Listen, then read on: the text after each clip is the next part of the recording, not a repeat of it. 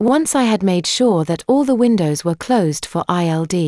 I left the media room and made my way to the front foyer where I called out, "I'm down here." First John appeared at the top of the stairs and then Mom. John looked relieved to see me, Mom looked totally panicked. "I was in the media room watching TV," I said, which wasn't a complete lie. They both started down the steps and Mom said, "I didn't know they have a media room." I shrugged, neither did I. Mom came down the stairs with John and gave me a hug, and then John did likewise. Grandmother showed me where it was because I was bored. "Wanna see?" I asked, taking them both by the hand and leading them back to the media room. I tried to play it up a bit by throwing open the double wooden doors and flicking on the lights one switch at a time. "Whoa! Now, that's a TV!" John exclaimed. "It's better than the movies," Mom commented. "And look, they have their own popcorn and soda fountain," John pointed out. "They do," I said, having not noticed the wet bar to the right of the door as we came in. I didn't even see that before.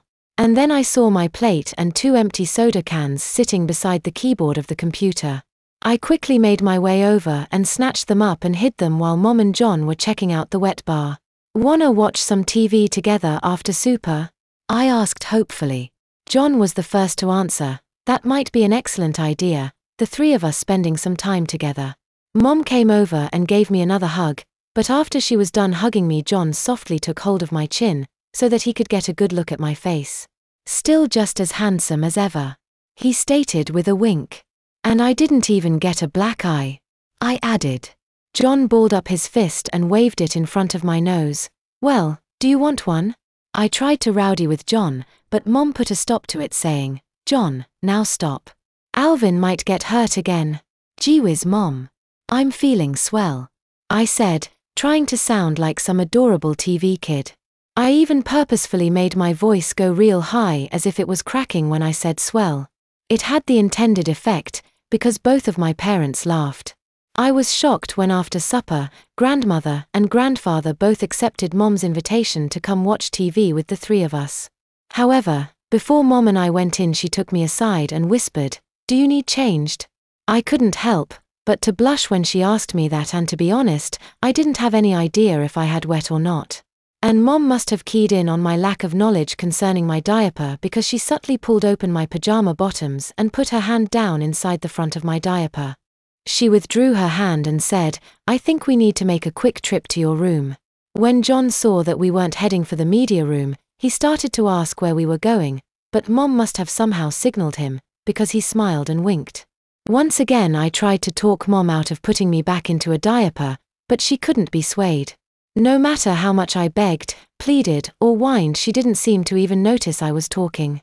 She wouldn't even argue with me about it, but calmly pushed me backward onto the bed so that my legs were hanging over the side of the mattress. When she had pushed me back, I was nearly engulfed in the billows of blankets. "Help, the bed's eating me," I said, half joking and half serious. By the time we got back downstairs, grandmother nearly had popcorn ready for us and grandfather was putting in a DVD. Once again Mom and John shared glances, and then John said to me, "Hey Tigerfish, why don't you come sit by your dear old dad," and patted the recliner beside him.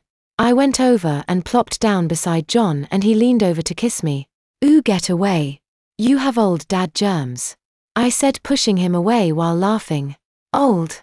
John laughed and began to tickle me a little. "John, stop." I giggled and squirmed. The movie turned out to be one of those movies that adults like and everyone else falls asleep watching. It was some old movie called The Bandwagon, and I think I made it about 15 minutes into the movie before I was out like a light.